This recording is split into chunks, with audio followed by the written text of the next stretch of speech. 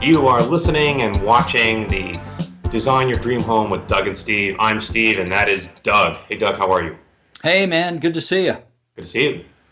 Today, I'd like to talk about a topic that we both think a lot about. It's a very exciting topic for us.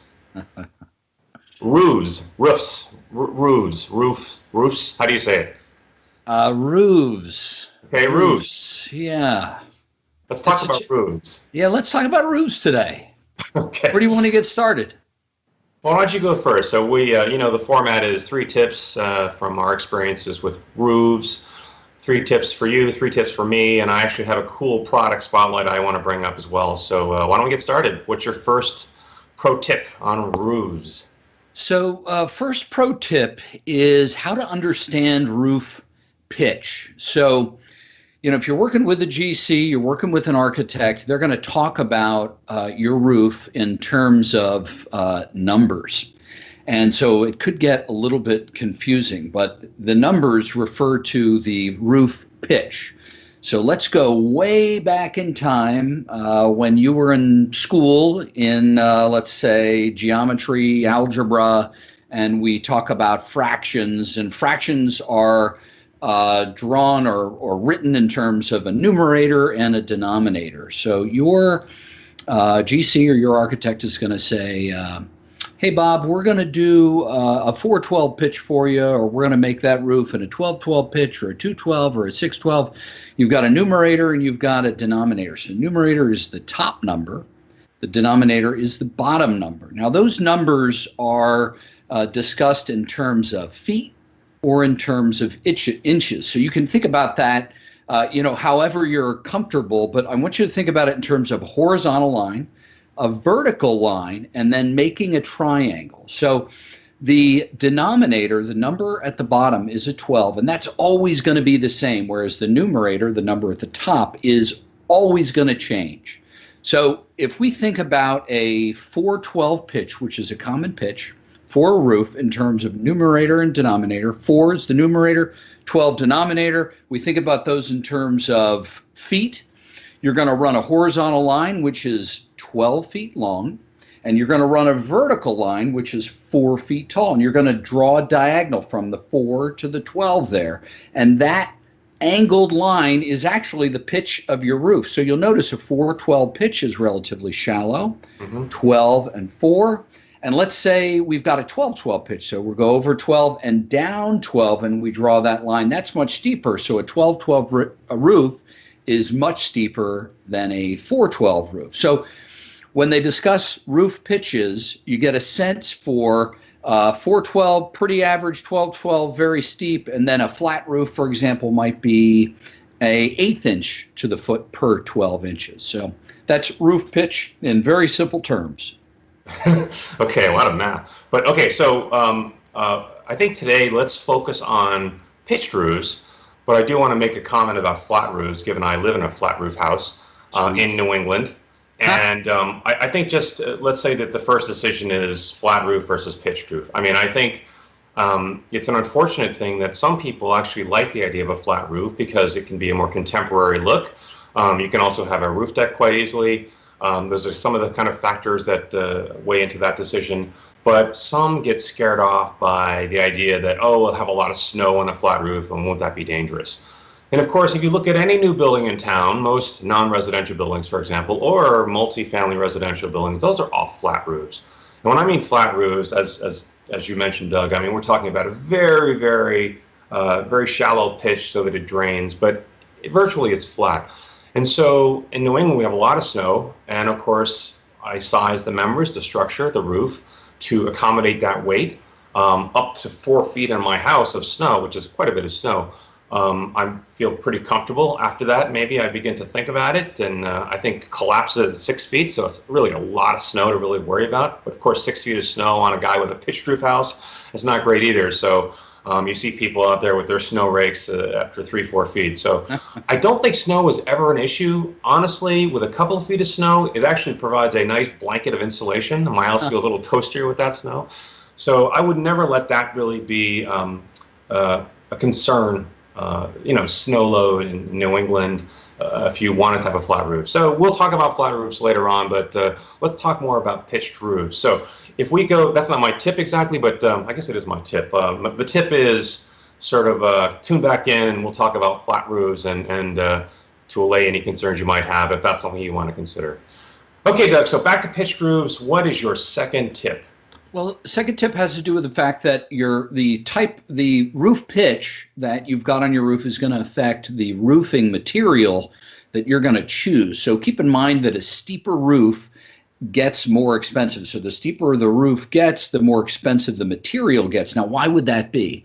Well, if you think about it, it's tougher to walk on for the contractor. So it's a little bit more dangerous. It's harder to install, though, because it is steeper. And the more expensive materials are typically applied to because they work better on a steeper roof. So when I think about roof pitch, I think about it in kind of three ranges relative to pitch and material. So the first range would be this flat roof to about a 212 pitch. Now, an interesting story. When I was in school, I was working for an architect, and he told me that back in the 50s and 60s, when they made flat roofs, they attempted to make them completely flat. So the idea was like a tabletop.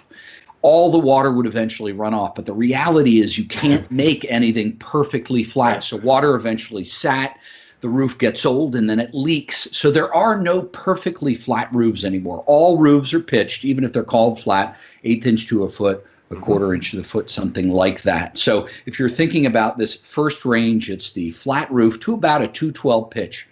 In that case, you're probably looking at a flat roof material. There are tons of different options. There's built-up roofing, modified bitumen, EPDM, TPO, all these different choices, and we'll talk about those at a later point. But just keep in mind that in that range, you're really talking about flat roof material. Now, when you get from 212 to 412, the big deal here is when you stand back and you look at a house or a building and you've got a 212 to 412, you're going to see that roof.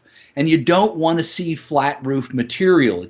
It's typically unsightly. You can get some very nice colors now in like a TPO, but it's still what is TPO? It's a thermoplastic roof. Okay. So it's a single membrane thermoplastic. It's got a very nice thickness to it. But the challenge is you're looking at the material, and on a house that's not aesthetically pleasing. So what I would do in that case is we're starting to talk about copper roofs, metal roofs, but it's got to be soldered. So you want those seams to be soldered so they're closed. I don't like to see standing seam roofs on anything less than a 312, 412. I'd say 412. I've seen standing seam on 312, but those seams are locked together, but they're not soldered typically, so water can work their way into them. And the last range there is 412 on up, and there we can talk about asphalt, and then just a little bit beyond that, it's safe to put on wood and slate and our standing seam, etc. So three ranges for roof and roof material. Okay, so I'm gonna do my third tip now, because you had mentioned standing seam metal roof, and it's something that just come up in a project that we're doing a townhouse project, and the budget for a developer. Of course, the budget is always an issue. I think the budget's actually an issue for everybody, right? So mostly it's a concern that comes up. So the idea was that he said, why not asphalt shingles? And I said, well, I think that this is an energy efficient eco townhouse kind of project that's supposed to be kind of more contemporary. It's got a pitched roof. It's relatively steep, and you're going to see it. And I said, why don't we consider standing seam metal? And he said, well, what are the positives of standing seam? And for me, one, there is a kind of aesthetic. It sort of looks a little different than everything that's around it, because standing seam is a little more costly. But the standing seams are quite pronounced. Standing seam means you have a kind of a seam that's raised. And as you had mentioned, Doug, they lock together. The standing seam, because it's raised, you really don't worry about water getting into it. Basically, the water slides down the roof, and you never really worry about water getting into the standing seam before it really has time to kind of build up. It's already gone down the side. So I sort of like it from that perspective. Again, the look is a big consideration for me. It's kind of a fresher, cleaner. You see kind of from a distance those kind of vertical lines, and they can be 1 foot, 2 feet. You can get them in different dimensions, and it has something a little nicer than maybe the asphalt shingles, which is a bit more variegated, smaller. It's a very different kind of look. So that really helped in terms of our look. The issue was the cost, and the cost is less about the material. The material is a little more expensive. It's the installers. It's with asphalt shingles, a carpenter basically can go up there and take these small sheets and kind of nail them in with a typical pneumatic nail gun. It's not a difficult thing. Anyone can really do it if you're sort of game to be on a pitched roof. Yeah. For metal, you do need a metal contractor. You need brakes. You need to find what you need to have a machine basically that can break that metal and cut it properly or give it the right dimension. It's a different kind of contractor. You need a metal contractor, metal installer contractor. There are far fewer of those around. Usually they're commercial oriented as opposed to residential. As a result, it's more costly. I mean, you can go online and say, type in the price of this, but until you have someone come to your job and tell you when they can be there, you don't really know the cost. And what we found, it is more expensive. And it really has more to do with the installer, getting a good installer, someone that does residential metal. It's harder to find. So I think the look, it'll work for us. It's definitely, there's a premium there, but I think it really was the right choice for us. So I would consider it if you're thinking about it. It's great. It's a very long lasting. It's a little more expensive. They call it a cool roof because it's quite energy efficient. Again, if the look matters, I think it's definitely a consideration. And again, because of the standing seam, you don't get the water ever pooling and penetrating into the roof cavity. So it's a good bet on all those counts. Interesting. You ever use a metal roof on any of your jobs? Yeah, we've definitely done metal roofs, but I see them more as flat seam soldered copper roofs, simply because once we get to a 412, 512, most of the buildings we do are slate or they're wood, shingle, or shake at that pitch. So yeah, well, those definitely materials are. Whereas copper is definitely that next level in terms of cost. And wood and the slate you had mentioned and the wood, I mean, those are great materials. So you've had experience with, I know a lot of different materials for roofing, where I'm doing these developer projects that want to use asphalt shingles and synthetic slate and go on and on and on. So, well, interestingly, I've done a lead-coated copper standing seam roof. I've done a zinc-coated copper standing seam roof. They're beautiful. They're used. They're affected by weather differently, so they weather in different ways. But they're absolutely gorgeous. Right down the road from us, there's a stainless steel standing seam roof. I've never seen one before in my life, and this is the first. And it actually looks a lot like lead-coated copper as it ages or wears. So anyway, you can do it in just about any material if you got the money. Okay, Doug, what is your third and final tip on the subject of roofs? Well, my third and final tip is not glamorous in any way. Actually, I'm going to follow up on what you were talking about in terms of asphalt roofs. So, boy, there is tons of information out there on asphalt roofs, and it's really kind of challenging to work your way through it. And I actually made a big mistake on my own home in terms of what I paid for and what I'm going to get long term, and that's really what I'm getting at with my tip today. So when you get an asphalt roof, you can get these roofs in terms of warranties, 20-year, 30-year, 40-year, even 50-year asphalt roofs. And really what you're talking about is how they're configured in terms of the tabs, but really those asphalt shingles get thicker as they get more expensive. The challenge here is that there's lots of positives and negatives that go along with asphalt roofs. So bottom line, if you're doing a home, you don't have a ton of money, you can definitely do an asphalt roof. It's going to be your least expensive, most likely the least expensive option to purchase and install, relative to what you were talking about in terms of the metal roofs. So the positive aspects of asphalt roofs: least expensive, they require the least amount of craftsmanship. So to follow up on what Stephen was talking about, just about anybody can put one of these roofs on. You go to Home Depot, you buy some shingles, you read a little bit, you get up on your roof. The real challenge here is that you don't want to fall off the roof. So just about anybody can do it, but it's don't fall off your roof. But these things are easy to cut. It's easy to walk on these things. So you're putting together a slate roof or a wood shingle roof.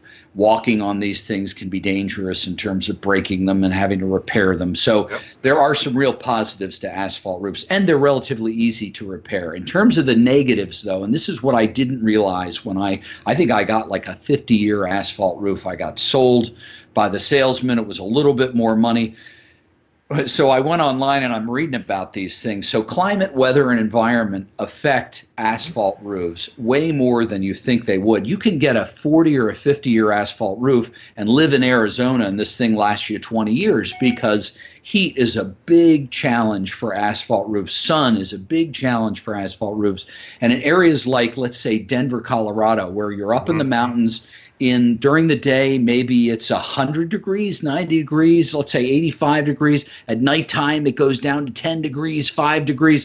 Those temperature changes affect the roof's performance and how long it's going to last. And it can start to dry out and chip. So the environment really affects your asphalt roof. And the last thing I'll say is my dad has a beautiful asphalt shingle roof. I think it's a 40 or 50-year roof. And on the north side where it stays wet and there are lots of trees, he's getting algae and fungus growing on the roof. And the whole neighborhood has this problem because it's kind of sitting low. There's lots of water in the air. And these things are really hard. I mean, it was really tough to find somebody to clean this off, power washing, which can damage that asphalt shingle roof. So there's a bunch of things to know.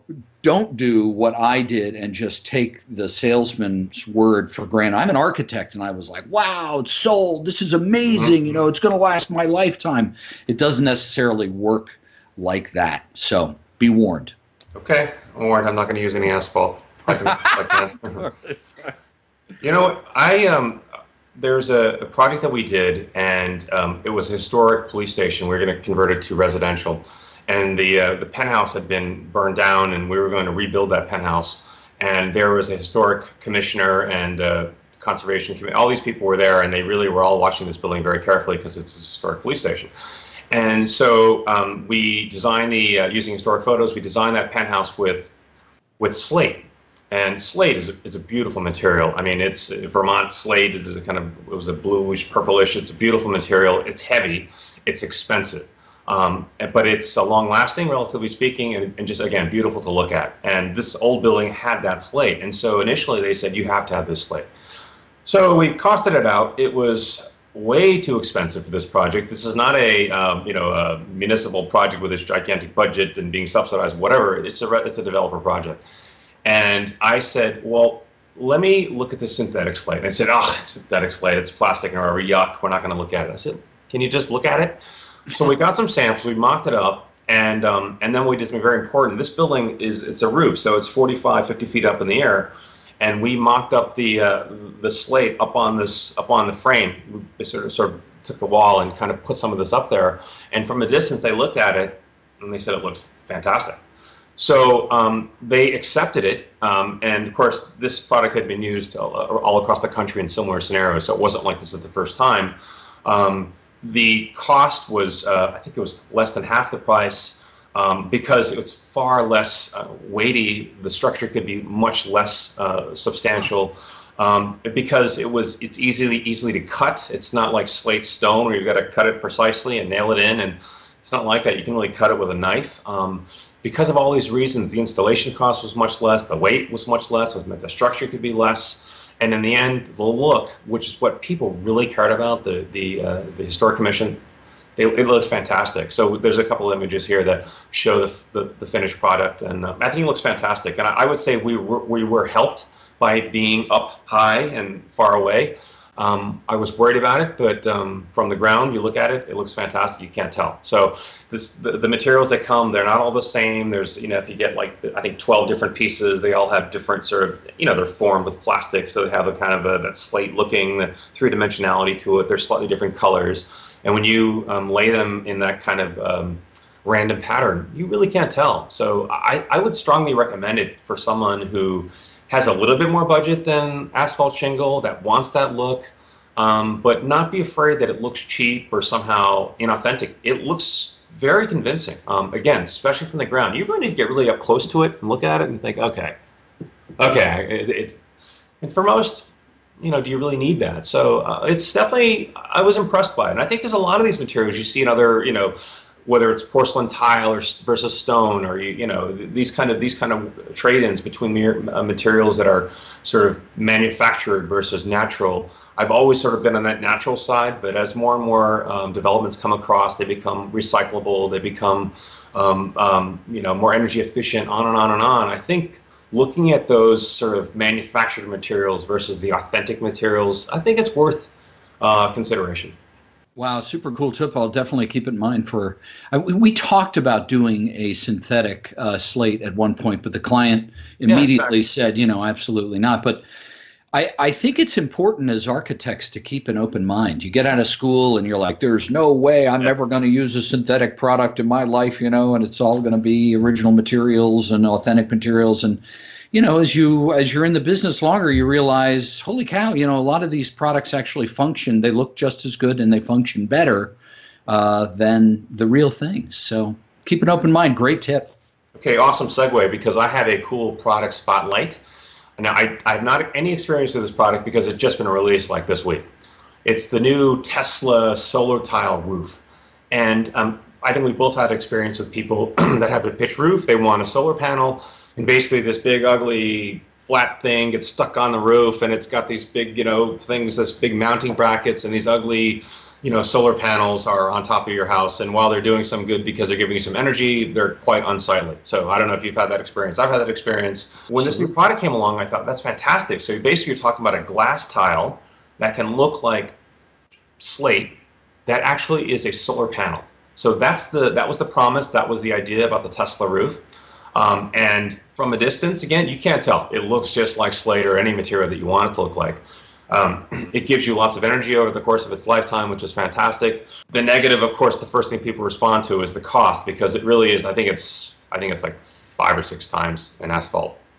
So right. Oh my God. Dude. Whoa. And yes, over 30 years it pays for itself, which somehow 30 years away seems really far away.